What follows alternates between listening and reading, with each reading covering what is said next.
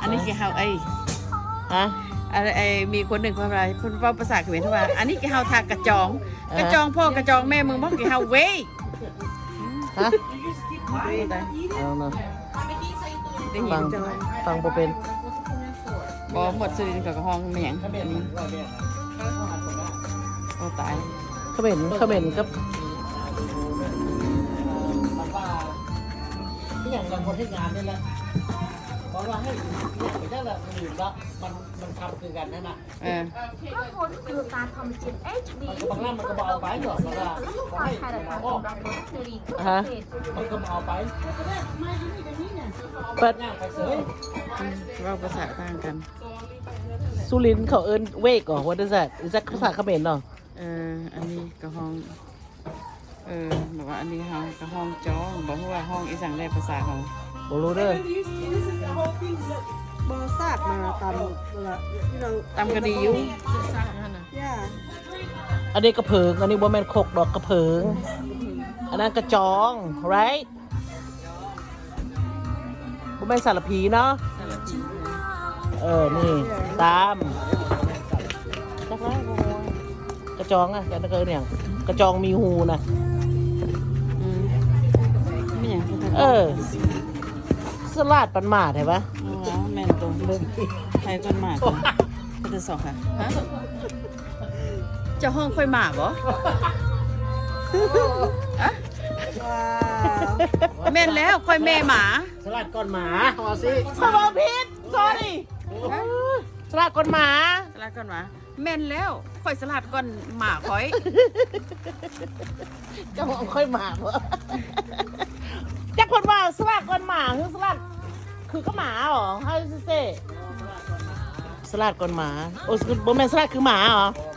คล้ายๆสลัดแต่ค่ะ ใส่ขึ้น แก มา มันร้องสั้นละ สลัดคือหมาหมาค่อยกับสลัดอีหลีได้ล่ะหมาค่อยเนี่ยมันเก่งก่อนอันเอลชาโปอีก อยากว่าค่อยว่าผู้เฒ่าบนบางสลัดสลัดคือหมา right right is that how they say สลัดคือหมา ใช่ โอ้ คือหมา ยเยอะผู้จะคงขึ้นมา right yeah แปลว่าหมาบ้านเฮาฮู้จักขวมไปเนี่ย หมาเขามี education เหรอ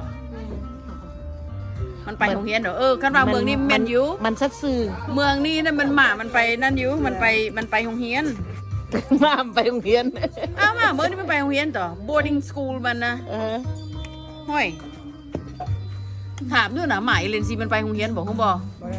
โอ้แปลว่ามันบอกสลัดสนะ บอกใครเฮ้ยหมาตั้งแผงจังเลยบสลาด โอ้ยข้าว3,000 ต้อง ไปได้แจก เอามาอย่างหมาโง่น่ะ โอ้ยบ่มี เงิ เงิ น น ไปอย่างไรมันตักน้ำให้ได้กินอยู่บ่ ตั้ง3,000เนาะเขาต้องป้อนข้าวป้อนน้ำมันอีก เมียนขี้เมียนเงียมันอีกได้คนเฮานี่มันก็แปลกเนาะเลี้ยงหมาหักหมา ซื้อหมาไปแพง เฮาขนาดคนเขาหักหมาเฮาเว้ากับพิษใจได้เนาะพิษใจเด้พิษใจเขาเครียดเฮาเด้โอ้ คนน่ะสลัดเด้ เอาครบเลย สลัดอัน ขี้ค้าน สลัดก้อนหมาสลัดก้อนหมาแม่นละสลัดก้อนหมา ก็เลยพัดดอกนะก็ยินให้ดอกนี่ เนโบ this like the neighbor on everything she see แม่เห็นเขากินแฮมก็ไปกินน้ำเขา They were talking about you earlier how you live or you don't eat a full meal. yeah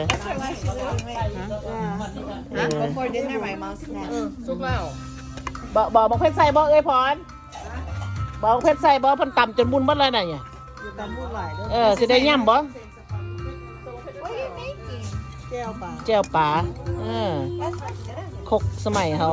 สมัยนี้ดีเด้เนี่ยคกเล้ง สมัยนี้ yeah pretty good นะ อาหาร ทำใจ เป็นซันซิโนไว้ป่ามันเอามันฟิเลออกมาหมดแล้ว ล้างเรียบร้อยแล้ว ล้างแล้วก็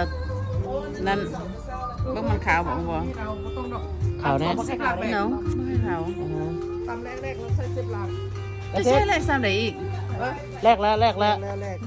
แค่นั้นแหละก็ต้องคนเครื่องแล้วข้าวคนเครื่องมือต้องแค่คน กระถงมาซะนะ ถกเสร็จแล้วกันเขาต้องถกมา2 อัน หลายเชฟนะ I know right หลายไอเดียเขาไม่ต้องออกไอเดียดอก เขาไม่ได้ออกไอเดียดอก ค่อย สิ ก็ นะ บ่ฮู้อย่างแก่ๆนะเขาว่าก็น้องเก่าแล้ว yeah ค่อยก็ว่าทางที่ดีเขากลับบ้านซะ ทางที่ดี เนาะ ทางที่ดีก็ทางนั้นทางที่ดีนะ ทางที่ดีเขาก็ ไปโลด เขาอยู่ เซิร์ช เซิร์นป้าเอาไปอุ้ยไปอีหลีไป